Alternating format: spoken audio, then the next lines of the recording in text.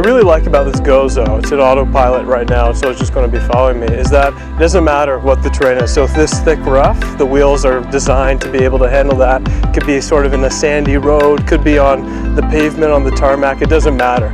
It'll grip it, and it's quite great. It's quite fascinating technology.